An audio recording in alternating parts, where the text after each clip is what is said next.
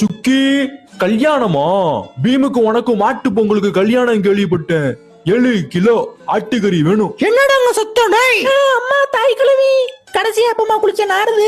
அடியே சிரிக்கி, யாரடி நீ? காஜா பிடி மாதிரி இருக்கு. நீ புள்ளே இல்லடி, போடி அங்கிட்டு. அம்மா நம்ம அப்பா இந்திரவர்மாமா.